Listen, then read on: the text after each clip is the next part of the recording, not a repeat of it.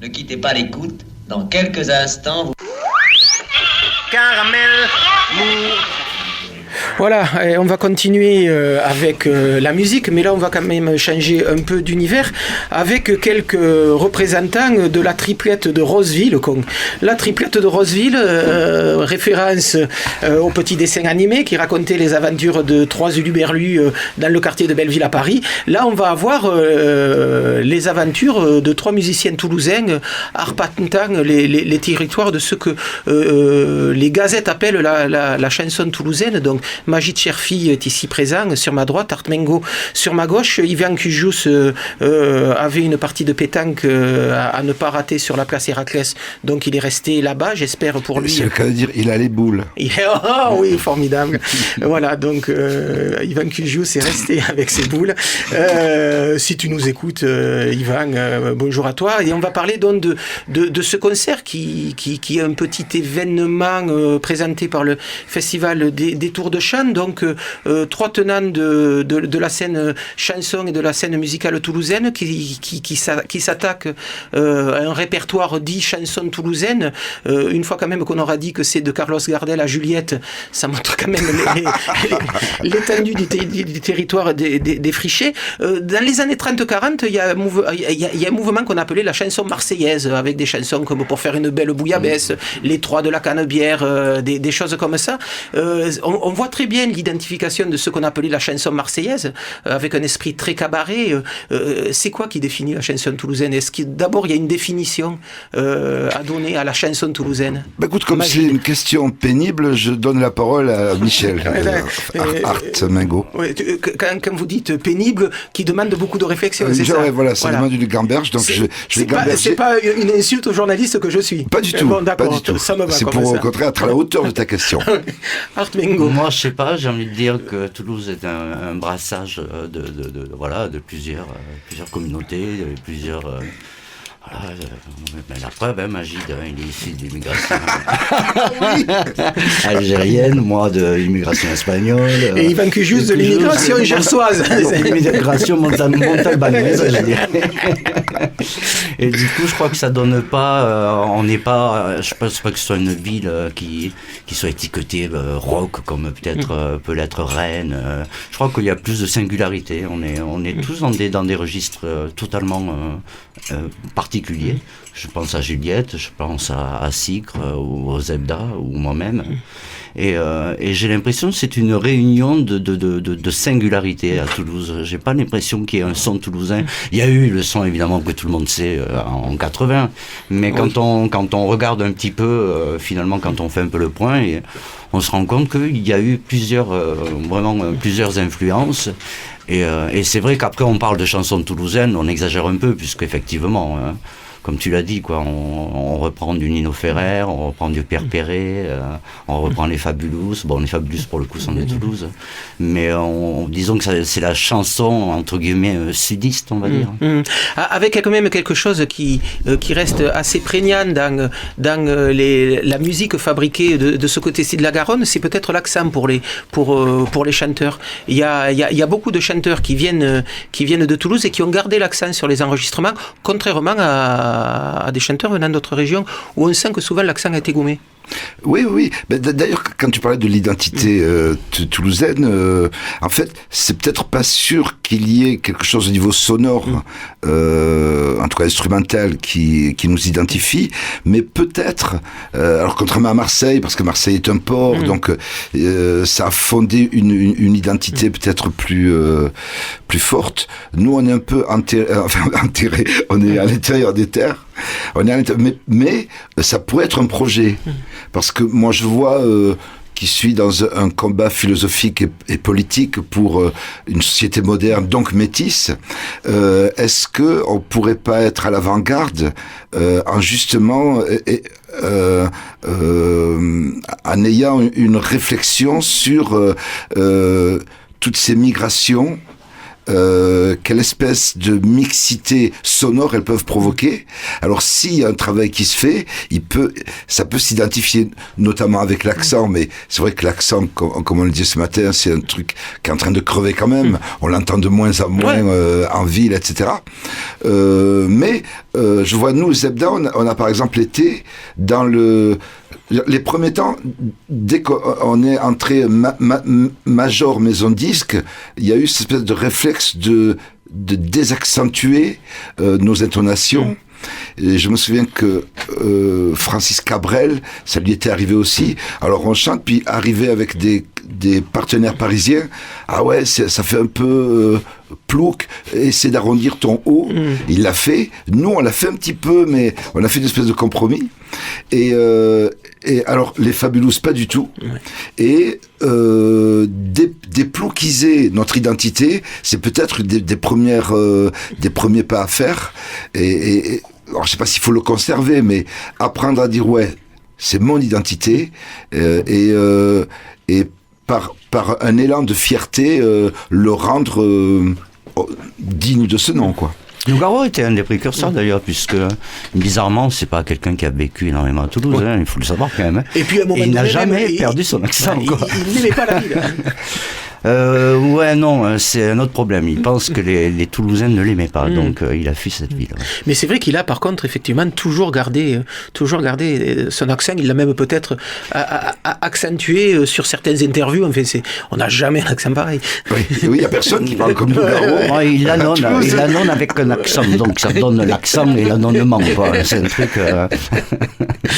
Comment est né ce projet donc qui s'appelle Toulouse Contour?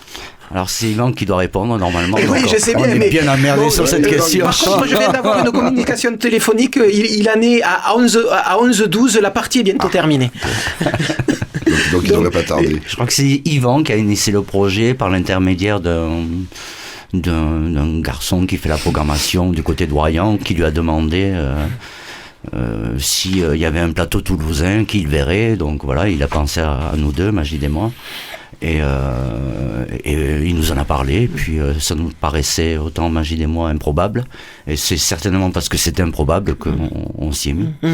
Avec cette idée qui arrivait tout de suite, au lieu de reprendre vos répertoires respectifs, de vous attaquer à des choses que vous connaissiez, ou que peut-être que vous ne connaissiez peu, mais qui étaient fédérées par cette histoire d'identité régionale. C'est arrivé tout de suite, ça, ou pas du tout? Je sais pas, moi en tout cas je sais que je suis intéressé par l'identité toulousaine, peut-être parce que je suis fils d'Algérien et que quand j'ai regardé mon patrimoine j'ai vu que du vent du vide, parce que mes parents ne savaient pas lire, pas écrire, ils n'avaient pas de référents littéraires, musicaux ou autres, et donc il y a un moment où il faut se construire. Et puis moi je me suis retrouvé dans une ville qui en tout cas m'a dit à moi bienvenue, par les instits, par les curés, les sœurs, les assos, les militants d'extrême gauche, tout ce que j'ai pu croiser. Et donc ça fait aimer une ville. Et quand on se cherche, alors il y a des gens qui se cherchent pas.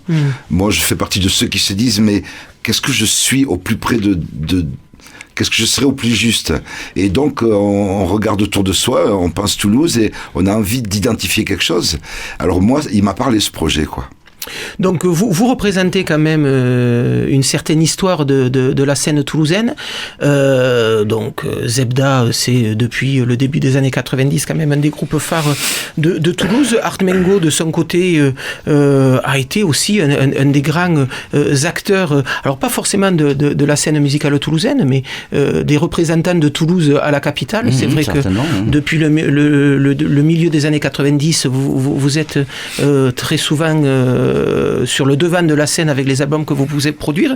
Est-ce que vous avez une idée de l'impact que vous pouvez avoir sur la jeune génération de la chanson fabriquée ici ou pas? Michael? Moi personnellement non, je n'en ai aucune idée, et c'est vrai que j'ai sauté une génération. Moi, ma fille, elle a 20 ans, donc je sais à peu près ce qu'elle écoute et ce qui lui plaît. Mais aujourd'hui, les jeunes de 30 ans, ou je vois pas du tout. Bon, après, bien sûr, j'entends un peu une oreille, j'entends des Manu Gallure, des gens comme ça, qui ont du talent et qui continuent un petit peu à œuvrer avec des textes, avec des choses qui tiennent la route. Mais j'avoue que j'ai un peu décroché. Et je crois que j'ai décroché d'autant plus que les jeunes aujourd'hui ont tendance à venir avec... j'ai l'impression qu'ils prennent un billet pour le loto, ils parlent tous anglais. Et donc, justement, on parle d'accent, d'identité et tout. Elle se perd, cette identité. Je crois qu'il y a le syndrome Yael Naïm qui a fait que les jeunes aujourd'hui, ils se disent, ma foi, si je peux cartonner dans le monde entier. Et donc, ils sont tous en anglais. Il y a une perte d'identité de ce côté-là. Et je suis un peu perdu quant aux nouveaux artistes qui arrivent et qui s'expriment en anglais. Pour moi, ça me touche. Voilà, je suis pas... Majid ? Ouais, moi j'ai l'impression que d'avoir décroché aussi, j'ai pas le sentiment dans tout ce que j'ai fait globalement qu'il y ait eu un suivi par de nouvelles générations. Et d'ailleurs, moi je suis resté concentré sur à la fois littérature et politique dans mon art. Comment je peux faire de la chanson qui allie ces deux choses.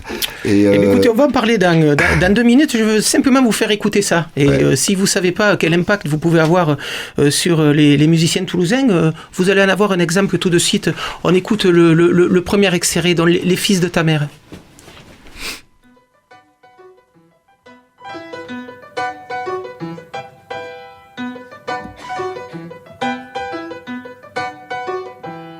Les filles étaient bonnes, on l'avait mauvaises. On les prenait pour des chaises, assis sur elles comme des éléphants. Elles étaient là comme des jeux d'enfants. Elles étaient là, c'était la punition. On les voyait le temps d'une récréation. On aurait adoré tout ce qui se lit, si seulement l'école avait des lits. Elles étaient belles, on était dans les bois, à croquer des tablettes de chocolat qu'on voulait partager, mais les frangines étaient à la cuisine. La la la la la la la la la la la la la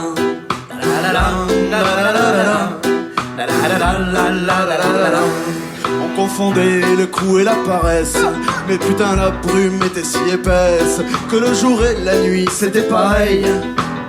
Elles étaient l'ombre à leur soleil, elles étaient bonnes, on n'était pas sucrés.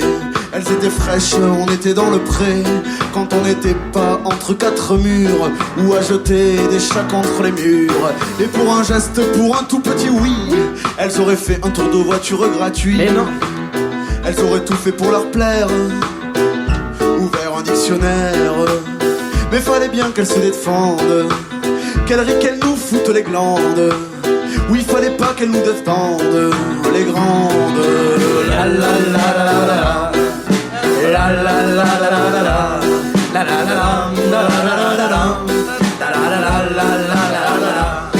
On rêvait bien de péter à 1000 lieues, et le vertige dès qu'on quittait le milieu nous tournait la tête car au chant d'amour on n'était pas qu'aveugle, on était sourd. Pourtant on aurait lâché nos rêves imbéciles, même le maillot du Brésil. Écoutez tout Mozart et qui dit mieux, mais on n'avait pas les yeux bleus, on les avait noirs. Et pour le reste, c'était écrit, on prenait que des vestes. Et là ça ratait pas, c'est dans le sport qu'on a battu tous les records. Moi si j'avais entendu viens, ou même toi, je t'aime bien, j'aurais pas comme je l'ai fait mis un coup de boule à ma fée. La la la la la la, ya la la la la la la.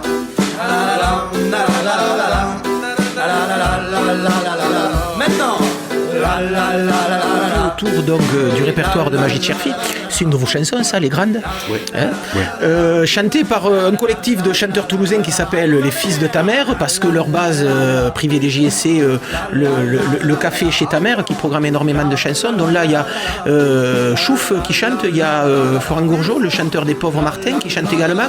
Ce collectif réunit aussi Olivier Gilles, Manu Galure, enfin plein de tenants de la jeune génération, et c'est vrai qu'ils se sont amusés et qu'ils s'amusent régulièrement à reprendre le répertoire d'un certain nombre de chanteurs, dont les chanteurs toulousains, et c'était eux qui étaient à l'origine aussi de notre spectacle autour de la chanson toulousaine qui s'est donné sur la place Arnaud Bernard en septembre, où on retrouvait également Macumba de Madère, mais des chansons de Majid, enfin de tous les chanteurs qui chantent à Toulouse depuis des années. Et c'est vrai que à l'écoute de ces chanteurs-là, on s'aperçoit que effectivement, c'est des choses qui les ont marqués. Autant le répertoire d'Artmengo que celui de Cherfi, que celui de Nino Ferrer ou des gens comme ça. Ouais, mais on s'en rend pas compte parce qu'on est enfermé dans dans notre propre univers, dans nos élucubrations. Et alors encore plus si c'est à Toulouse, moi je me rends pas trop compte de l'impact. J'ai aussi été un peu étouffé par un tube qu'on a eu il y a très longtemps où j'ai l'impression que les gens n'avaient retenu que ça. Je me suis encore plus enfermé dans ma tête. Avec la peur, et d'ailleurs ce qui arrive très souvent pour moi, c'est on m'interpelle, c'est sur une chanson et j'ai l'impression que ça va durer toute ma vie, et je fais donc une autopsychanalyse pour me soigner. Très bien, je vous connais une bonne marque de canapé. Les fils de ta mère qui vont reprendre le répertoire de Magie de Cherfi dans pas très longtemps, au mois d'avril, mais je vous enverrai l'adresse, on ira ensemble. Donc voilà, ça c'est pour parler un peu de la nouvelle scène chanson qui, par exemple, il y a 2 ans, à la fin d'un détour de chant à la Dynamo, a repris Ma Rue. Et il y avait Hervé Subiette, il y avait Olivier Gilles, il y avait La Reine des Aveugles, il y avait plein de jeunes chanteurs toulousains qui reprenaient aussi comme ça des chansons de la génération d'avant. Donc pour revenir au vôtre là quand même, Toulouse Contour, l'originalité quand même de ce répertoire, outre le fait que il est puisé un peu dans plein de chanteurs issus de la région, c'est que il est fédéré autour d'un seul instrument, l'accordéon. C'est Lionel Suarez qui va tenir cet instrument. J'allais dire une très bonne idée, ma foi. C'est un choix qui a été évident, ça. D'abord, le choix déjà de cette instrumentation minimaliste. Pourquoi ? Pour des raisons de thunes, quoi. Ah ouais, d'accord. C'est simplement ça. Et que pour les tournées, finalement, il suffit de le mettre dans la cacougne. Un accordéon, ça prend pas beaucoup de place. Et point, quoi. Et le plateau est moins cher, il se vend mieux et on tourne, quoi. Bon, on est tous là, hein. Ça c'est la première raison. Est-ce qu'il y en avait quand même une autre ? Je veux contredire Michel. Non, il y avait en tout cas très peu de musiciens à la base. Comme au départ, on pensait à 2-3 instruments, et donc de toute façon minimaliste. Mais donc en bout de course, Lionel est effectivement un musicien qui est le tronc commun, c'est-à-dire que dans nos chemins à chacun, autant que Magie que Yvan, que moi, il nous avait accompagnés tous les trois, et il connaissait notre répertoire. Oui, donc, enfin, Yvan et toi, vous étiez amoureux de lui. Moi, j'avais une espèce de flirt amical. Oui, voilà. Parce que il joue divinement bien. Bon, ça fait 12 ans qu'il m'accompagne. Ah oui, donc, c'est une vraie histoire d'amour. Ouais, et c'est vrai que ça renforce énormément ces chansons. Vous dites souvent, Art Mengo, qu'une chanson, si elle tient pas piano-voix, c'est que c'est une mauvaise chanson. C'est vrai que... Tu dis ça ? Oui, ouais. Il dit ça assez régulièrement. J'essaye de faire des chansons au piano, à la guitare. Effectivement, si elle tient pas la route sur 2 minutes ou 3... si elle a besoin d'instrumentation ou d'arrangement, c'est très mauvais signe. Je crois que l'évolution de la chanson, elle doit se faire à l'intérieur du texte, de la mélodie et des accords, et donc il doit y avoir un mélange entre les deux, sans instrumentation trop compliquée, et elle doit évoluer d'elle-même. Et à partir de là, c'est vraiment du luxe de pouvoir rentrer en studio et faire des arrangements après. Hein. Mais non, au départ, on s'assoit au piano, on chante, et il faut que les gens écoutent et que ça se passe. Vous avez une façon assez particulière de composer. Vous utilisez beaucoup d'accords mineurs. Vous êtes dans des choses très mélodiques, des mélodies très travaillées. Comment vous pouvez vous emparer de mélodies qui sont composées par d'autres ? Il y a toujours un esprit critique là qui regarde la mélodie d'un autre ? Oui, toujours, mais justement c'est ce qui m'a intéressé dans ce projet-là, quoi. C'est d'essayer de m'accaparer des chansons qui me paraissent tellement lointaines de mon univers.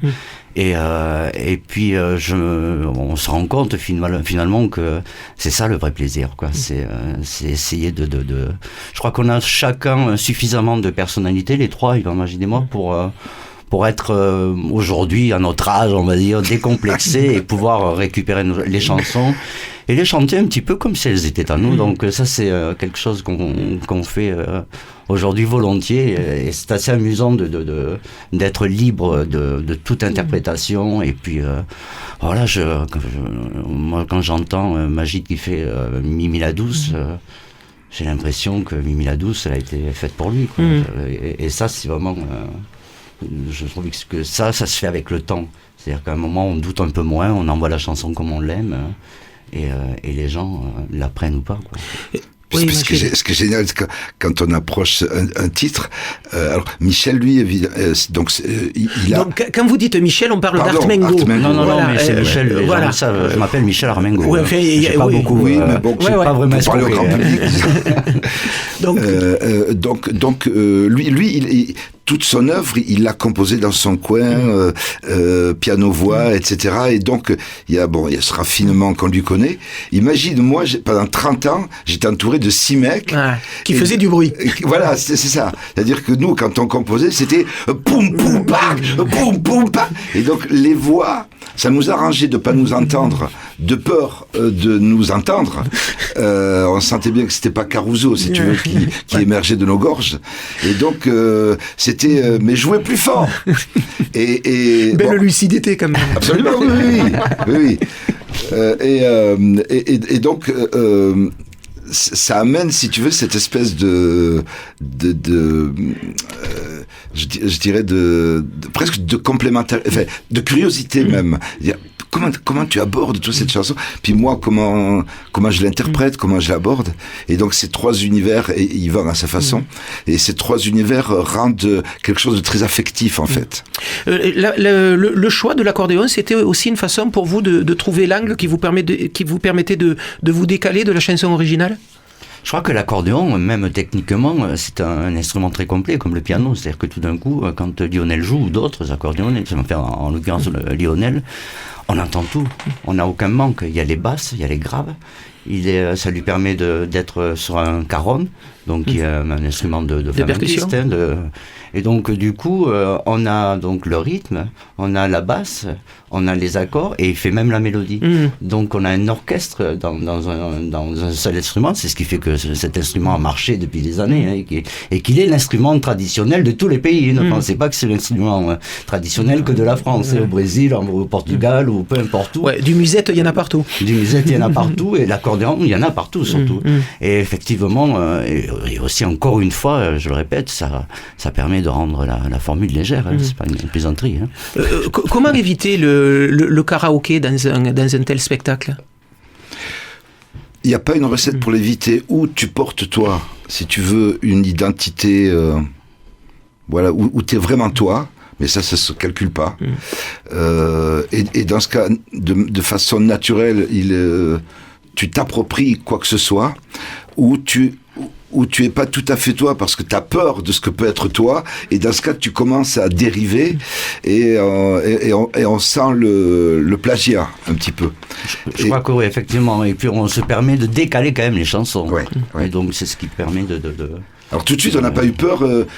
Michel avec sa façon tout le temps d'aller chercher le petit truc un peu différent, et nous on est là, ah ouais. Et donc ça s'est fait un peu naturellement, décalé.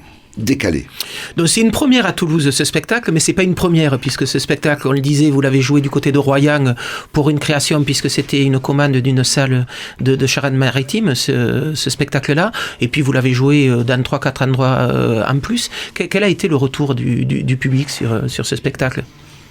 Très mécontent. Très bien. Donc, très peu de public. Voilà. Donc, on peut dire par contre que Audi-Sud, c'est quasi compris les deux soirs, qu'ils revendent leur place. C'est une escroquerie, revendez vos places. Ouais, c'est bon, mais t'aurais pas dû le dire maintenant.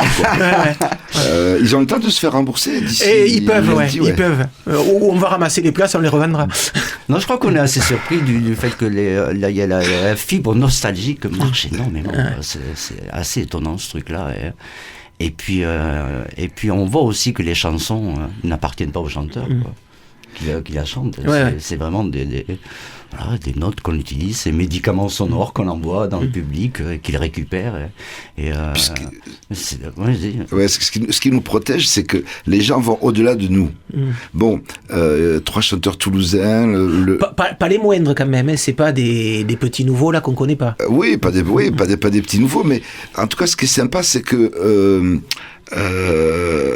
on vient chercher un étendard. Vous êtes à nous, il y a un truc comme ça. Il y a un rapport affectif, en fait, avec l'idée toulousaine. Et ça, pour moi, c'est vraiment un émerveillement que de se dire bon, il y a les chansons, qu'elles soient bien ou pas bien, mais qu'est-ce qu'il y a dans Toulouse? Qu'est-ce qu'on est nous? Voilà, c'est un peu comme si les gens allaient chercher c'est quoi cette identité qui pourrait être nous? C'est quelque chose qui peut avoir une vie un peu longue, ce projet à 3? Je crois que je sais pas du tout. Je sais pas du tout. Bon, là, vous allez rentrer tous les deux dans des phases un peu compliquées. Il y a des albums qui vont sortir, il y a des tournées qui vont s'engager. Ouais. Donc, Zebda sort un nouvel album en septembre. Vous pouvez le confirmer, là?